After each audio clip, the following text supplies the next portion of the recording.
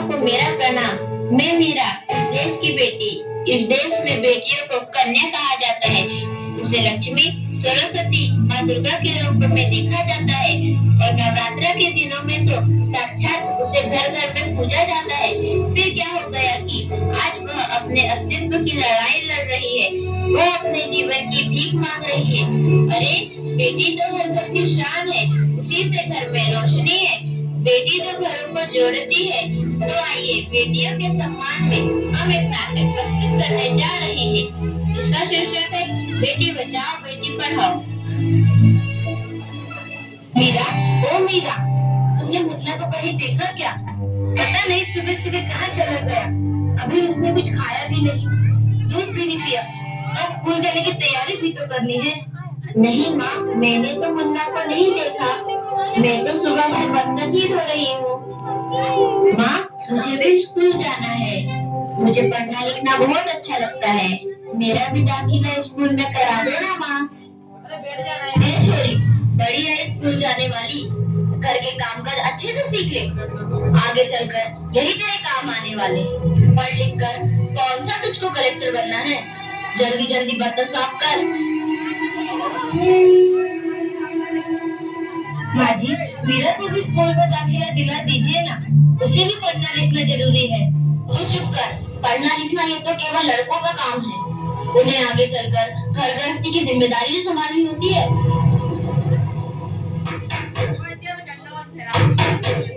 अरे, क्या हो रहा है? कौन किसकी जवाबदारी संभाल रहा है और हमारी मीरा बेटी क्यों रो रही है? देखिए ना डॉक्टर दीदी, दादी मुझे स्कूल ही जाने नहीं देती। कहती है तुझे पढ़ लिख कर क्या करना है, आगे चल के चूल्हा चौका ही तो संभालना है। अरे, यह तो बहुत गलत बात है माँ जी। क्या आपको नहीं लगता कि हम बेटियां भी पढ़ लिख कर आगे बढ़े? आज समाज बहुत आगे बढ़ गया है माँ जी। आप किस दुनिया की बात कर रही हैं? हम 21वीं सदी में जी रहे हैं। मैं आज ही टीचर दीदी से बात कर मीरा का दाखिला स्कूल में कराती हूँ। और हाँ, मैं तो यहाँ इसीलिए आई थी कि मुन्ना को पोलियो ड्रॉप दिया कि नहीं। जगह जगह इसके कैंप लगे हैं। अच्छा हुआ बहन जी आप आ गए। अब मुन्ना को पोलियो ड्रॉप भी दे देंगे और मैं इसे स्कूल भी पहुँचा दूंगी। अच्छा मीरा, बहुत अच्छी डॉक्टर बनोगी। ठीक है बेटा।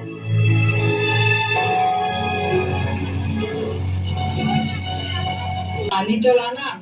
अभी नहीं बाबूजी। ये लीजिए बाबूजी। अरे ये देखो, अखबार में प्यारी बेटी के बारे में कितनी सुंदर कविता आई है। आओ मैं तुम्हें यह कविता पढ़कर सुनाता हूँ। कहती बेटी बाप प्रसार, मुझे चाहिए प्यार दुला। बेटी की अनदेखी क्यों करता है निष्ठुर संसार।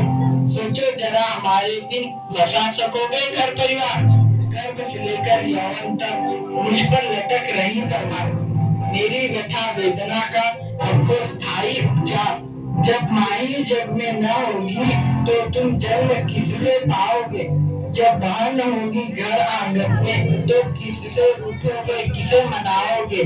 जब दादी नानी न होगी तो तुम्हें कहानी कौन सुनाएगा। जब कोई स्वप्न सुंदरी ही न होगी तो तुम किससे ब्याह रचाओगे।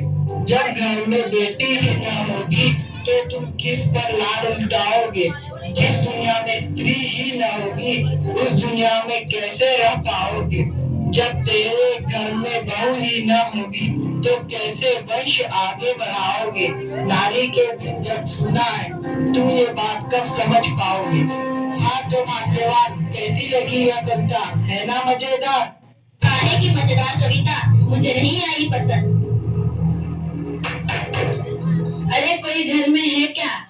आइए आइए टीचर दीदी, हम आप ही का इंतजार कर रहे थे।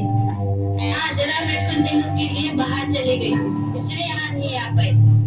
डॉक्टर ने मुझे कह रही थी आपने मेरा अभी तक दाखिला नहीं कराया। ये तो बहुत होनहार छात्रा है, हमेशा अच्छे अंक लेकर उत्तीर्ण होती है।